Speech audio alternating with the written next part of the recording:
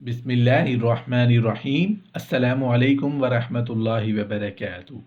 دولہا کے لیے ضروری نصیحتیں۔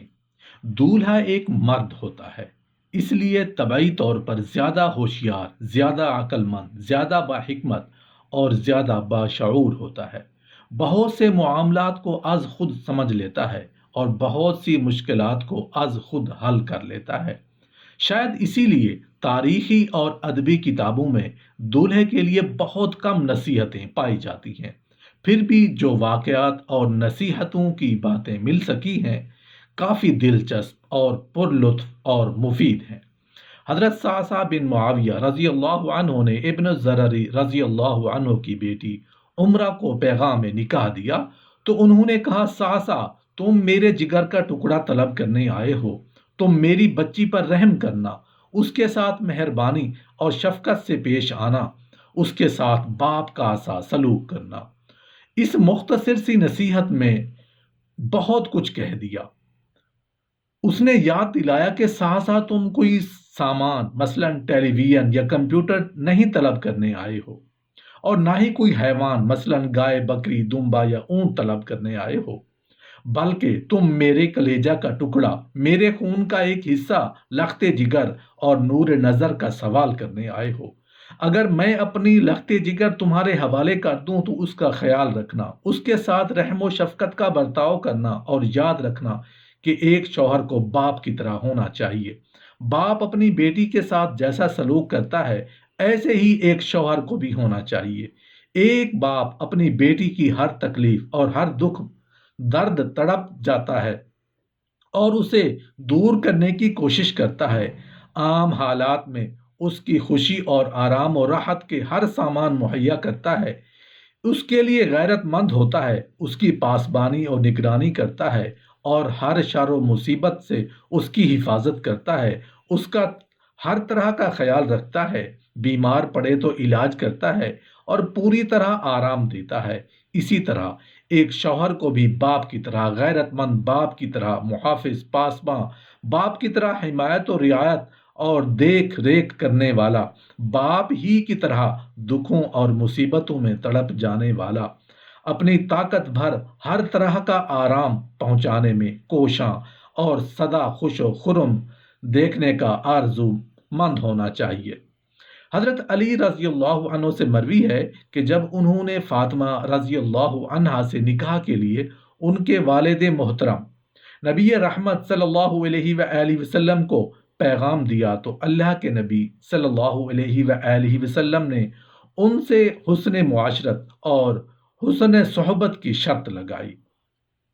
آپ صلی اللہ علیہ وآلہ وسلم نے کوئی طویل گفتگو نہیں کی، نہ ہی کوئی وعظ فرمایا، بلکہ فقط چند ایسے جامع و مانع الفاظ استعمال کیے جن میں وہ سب کچھ آ گیا جو ایک باپ اپنے داماد سے اپنی بیٹی کے لیے چاہتا ہے۔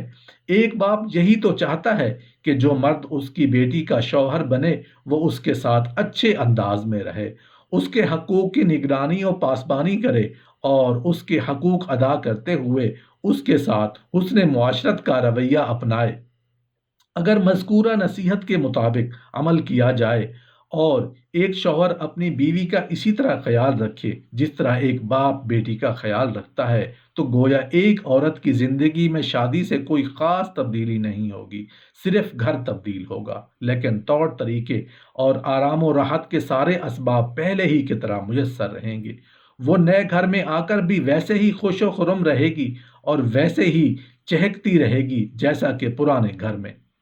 عثمان بن عمزہ نے عقبہ کی بیٹی کو پیغام دیا۔ عقبہ نے ان کے چچا تھے اور منگیتر ان کی چچیری بہن۔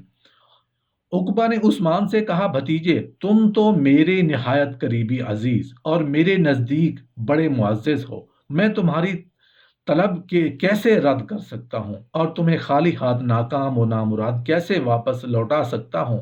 لیکن میری ایک بات سنو، یاد رہے کہ جس طرح تم میرے عزیز ہو ویسے ہی وہ بھی میرے جگر کا ٹکڑا ہے۔ تم اس کی عزت کرنا، اس کی توہین سے بچنا، ہر جگہ اس کے باپ، اس کے بھائیوں اور اہل خاندان کی تعریف و ستائش کرنا۔ اگر تم نے ایسا کیا تو تمہاری عزت ہماری نظروں میں اور بڑھ جائے گی اور تمہارا قدر اونچا ہو جائے گا، اس کے برخلاف اگر تم نے ہماری بے عزتی اور بدنامی کی تو تمہاری عزت ہماری نظروں سے بھی گر جائے گی اور اس کی نظروں سے بھی، اور تمہارا قد پستہ ہو جائے گا، نیز تمہاری شخصیت داغدار ہو جائے گی۔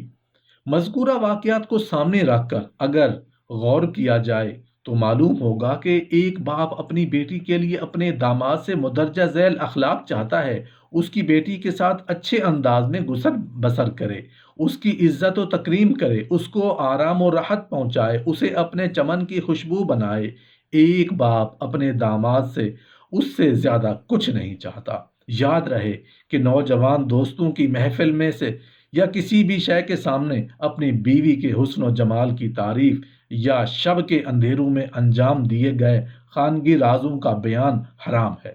یہ بات شرعی اور عقلی طور پر درست نہیں ہے۔ رات کی تنہائی میں اپنی بیوی کے ساتھ کیے گئے جنسی اعمال کی تفصیل کسی سے بیان کرنا انتہائی گھناؤنا، غیر مہذب اور غیر فطری عمل ہے۔ شریعت نے اس سے سختی سے روکا ہے اور اسے حرام قرار دیا ہے۔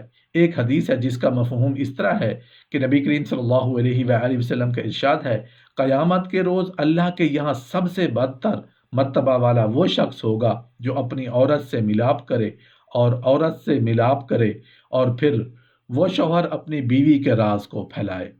راز کے پھیلانے کا مفہوم یہ ہے کہ دوستوں میں مزے لے لے کر بیان کرے۔ ظاہر ہے بند کمرے کی بات جب کسی سے زبانی طور پر بیان کر دی گئی تو گویا اسے اس کی تصویر دکھا دی گئی اور وہ عمل اس کے سامنے انجام دیا گیا، لہذا اب راز راز نہیں رہا۔ اس لیے حدیث پاک میں جنسی راز بیان کرنے والے کی مثال یہ دی گئی ہے کہ جیسے ایک شیطان اور شیطانہ سرے راہ بغل گیر ہو کر جنسی عمل انجام دیں اور لوگ انہیں دیکھ رہے ہوں۔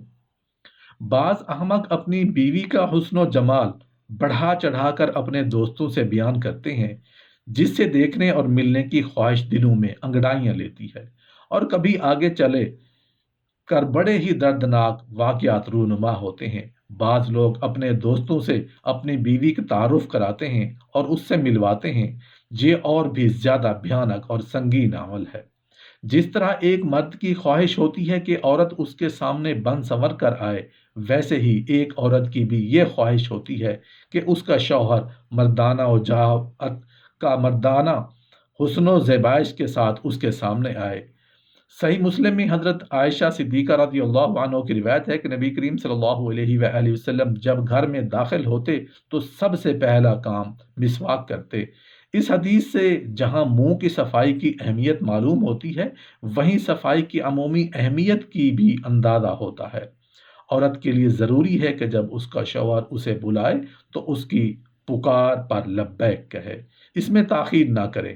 اگر وہ اس سے انکار کرتی ہے اور شوہر کی شہوت پوری کرنے میں تاخیر کرتی ہے تو فرشتے اس پر لعنت کرتے ہیں اور اللہ تعالیٰ اس پر غضبناک ہوتا ہے۔ رسول اللہ صلی اللہ علیہ وآلہ وسلم فرماتے ہیں کہ اللہ کی قسم، عورت اس وقت تک اپنے رب کا حق ادا نہیں کر سکتی جب تک کہ وہ اپنے شوہر کے حقوق ادا نہ کرے۔